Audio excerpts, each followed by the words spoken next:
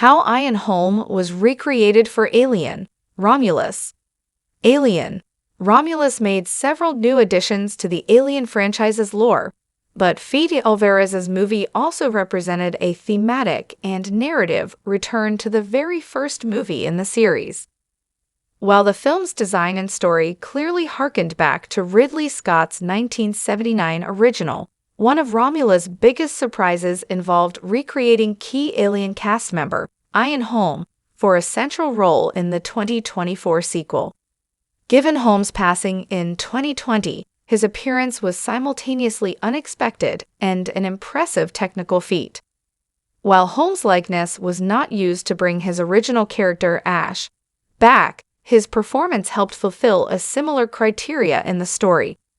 As Science Officer Rook, Holm was both an eerie reminder of the untrustworthy nature of alien synthetics and a direct callback to one of the franchise's most iconic villains. His presence undoubtedly helped Alien, Romulus evoke the sense of nostalgia that Alvarez was obviously striving for. However, because of Holm's legendary status and death 4 years before Romulus' release, his presence in the film is unsurprisingly controversial. Why Fede Alvarez used Ian Holm as Rook for Alien, Romulus. Ian Holm's role of Ash had a major plot twist in the Ridley Scott-directed original, when it was revealed he was actually a robot with his own sinister motivations on the ship. In an ode to his iconic performance, Alvarez attempted to resurrect Ian Holm in Alien, Romulus with the role of a synthetic character named Rook. Using modern technology, his crew was able to take the likeness of the actor, namely his looks and voice, to create Rook. This was no easy feat, but it was a decision rooted in Alvarez's true appreciation for the Alien films. According to the Crafting Alien, Romulus featurette, Alvarez thought Holm would be the perfect cast member to bring back from the franchise. However, he needed a real green light to get his idea off the ground. The director's solution was to get permission from Holm's family, including his widow, Sophie Distemple, and children. Thank God they loved the idea, Alvarez said, adding, and Ridley loved the idea, who was really close to Ian, and everybody signed off on this adventure of trying to bring him back. Without this explicit permission, Holm likely wouldn't have featured. How Alien. Romulus relied on Lord of the Rings to recreate Ian Holm. In the modern age of cinema, effects crews often use molds from the actors, called life casting, when creating these kinds of animatronic or CGI characters. A complete three-dimensional replica of an actor is taken and then manipulated for the big screen.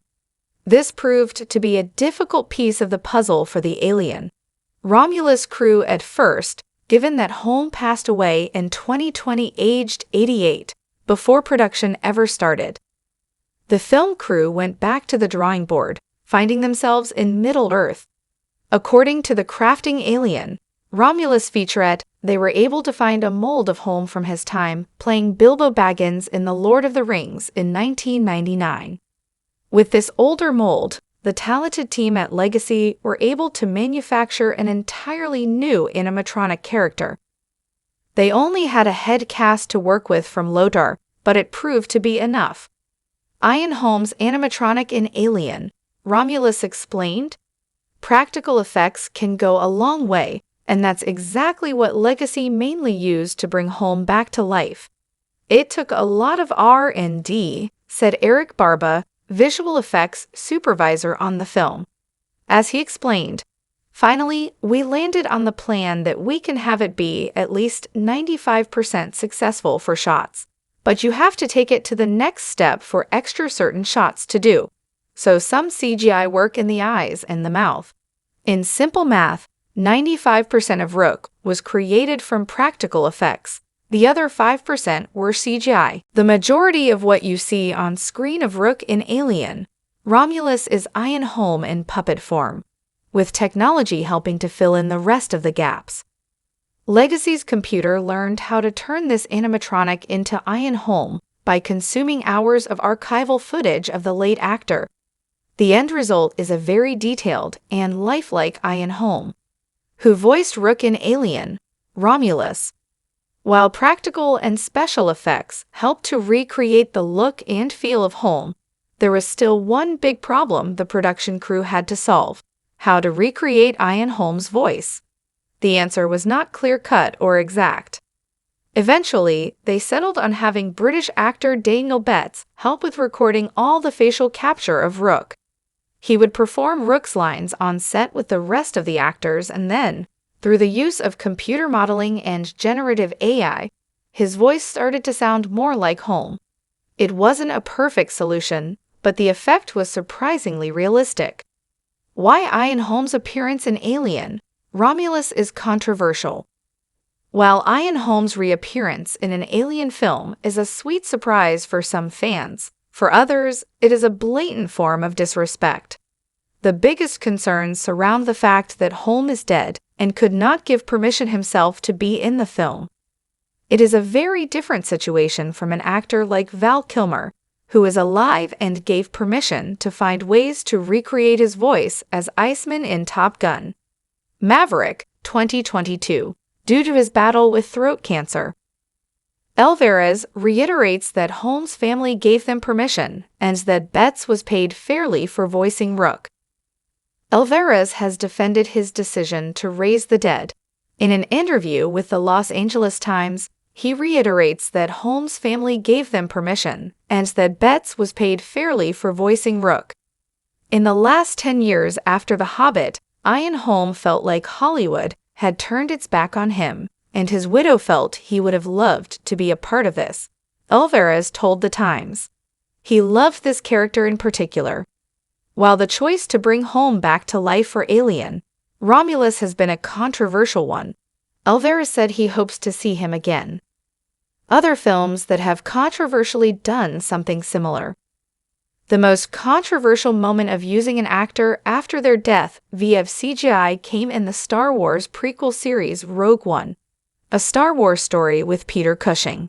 This moment not only rubbed many fans the wrong way, but also didn't look good compared to what can be done in films now. Cushing, who played Grand Moff Tarkin in the original Star Wars, died in 1994. Rogue One came out in 2016.